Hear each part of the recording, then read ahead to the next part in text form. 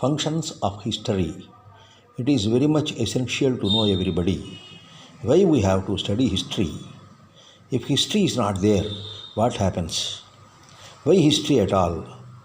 Why this question is relevant at all? Because before doing a particular thing or before approaching a particular discipline, everybody wants to know why a discipline is to be pursued. In the same way, when we want to know about history and culture, we must know why history should be there at all. The purpose or function of history can be detailed in the following way. History is the record of antiquity. It is the record of antiquity of humankind. Man is living since times immemorial. We do not know the fathoms of the past of the mankind, but every action of the mankind is recorded in the time. The arts, the artifacts, the thoughts, the actions, they are representing the function of the mankind, the activities of the mankind. And hence, history can be considered as a reliable, authentic, accurate record of the antiquity. Here, antiquity simply does not mean time.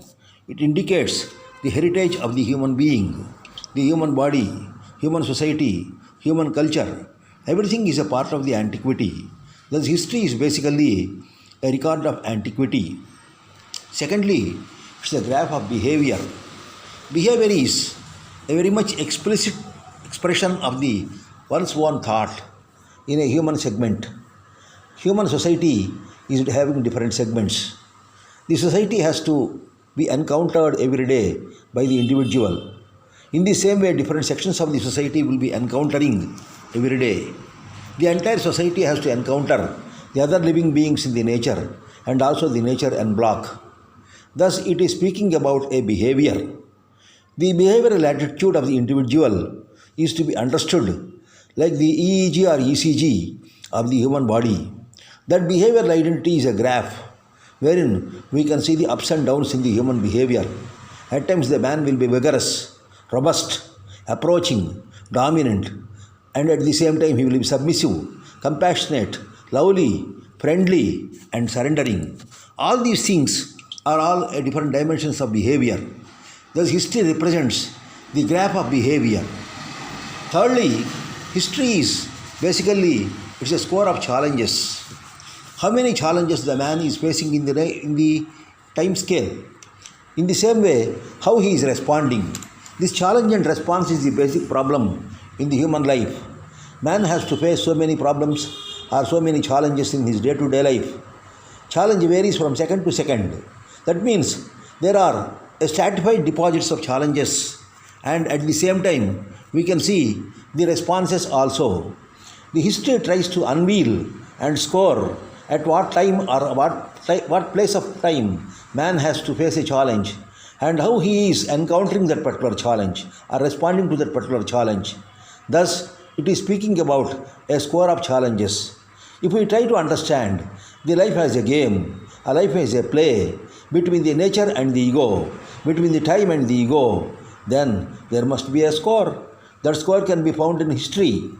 That particular score is also accurate up to the point. It will be providing different types of points wherein man has to face the challenges. The challenges may be from another human being, or another family, or another society, or another social segment, or another profession. In any way, we can see different venues which are exposing the challenges. And we are trying to understand how man will be facing the challenges or countering the challenges. Thus, history is a score of challenges and responses. And we are making a challenge, and there will be naturally a scope for a success or failure. Thus, history will be providing us another dimension, what is called as it's a balance sheet of success and failure. So, how much success we are in the life, or how much failure we are facing in the life. So, it is a score for the individual, for the family, for the dynasty, for the tribe, for the community, for the society, for the nation, and for the world also. So, at times we will be having a success, at times we will be having a failure. How we have to understand? There must be a proper balance sheet of the success and failure in order to understand the efficiency, the proficiency, and sufficiency of an existing race. So the efficiency of the race is based on understanding the relationship between the sources and the needs. There must be a proper planning to assess the needs and also to understand the sources. When sources are not there, man has to improve the sources, and for that he has to develop the finances, for he has to develop the skills, technology. All this is all an engineering of living. That engineering of living is totally disciplined and described in history. That history can be understood as the engineering of sources and needs. That means the sources which are competitive, which are comparative, which are complementary, they will be having a fight with the needs. That means the sources and needs will be always having and facing a problem. That is why history will be representing an engineering of sources and needs. And in order to have that engineering very much purposeful, there must be a proper practice. The practice must be based by the concept. It is what is called as cultivation of the concepts and practices. If we take the concepts, concept simply speaks a faith, an ideology. Ideology is an invisible identity of the action. Action is the visible identity of the ideology. Concept and action both are from the thought to the action. That is to be understood as the concepts and practices. There are so many concepts in the regular way of life which are developed over a period of time in every society, in every ethnic group, in every political community, in every economic community, and each concept is followed by a set of practices. So the set of practices may be considered as the traditions, rituals, legal practices, commercial practices, social practices. In all these things, we are having so many practices. They should be properly cultivated. That is through the learning, through the directions given by the elders, through the books that are written for that purpose, through the knowledge that we have developed. All these are all nothing but a cultivation of the concepts and practices. Thus, the cultivation of concepts and practices is found in history. And history is also speaking about one more dimension. Man wants to explore. He wants to know what is unknown. He wants to have a leap from the known to the unknown.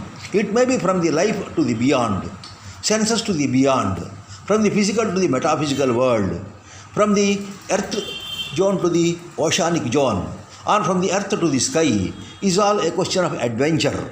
So it's an art of adventure. History is working as the art of adventure. How many adventures man was made to do, how many adventures man had faced, and how many adventures man had to take up, and how many ventures he could be successful. All these things are detailedly found in history, and that is why history is nothing but an expression of the art of adventure. Adventure is facing something which is unforeseen, unaimed, at the same time having something which is beyond the human reach. That particular adventure is seen in every dimension of the human life. For example, agriculture is an adventure.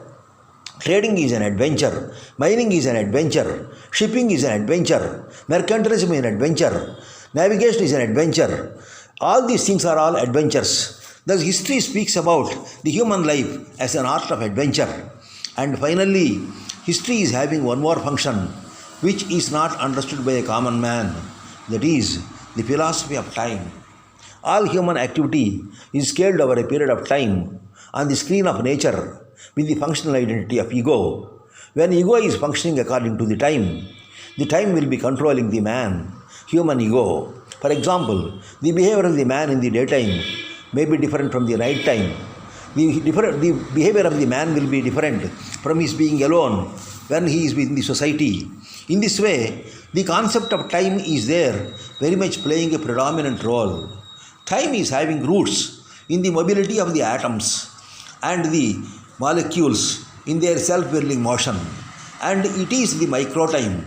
But we are enjoying a macro time which is scaled in the time of the eras. It is called as the chronology.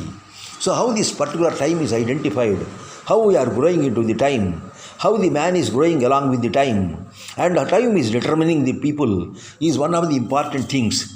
The time can be taken here for the changing seasons in a year also. The seasonality is also a very important concept. because the seasons are called as Prajapati in the Indian Vedic tradition. They will be determining the development, growth, expansion, contraction, and all types of dimensions of the human behavior, human life, and human living. Thus, history is a record of antiquity, it is a graph of behavior, it is a score of challenges, it is a balance sheet of success and failure, it is an engineering of sources and needs, it is a cultivation of concepts and practices, it is the record of the art of adventure, and finally, it is philosophy of time.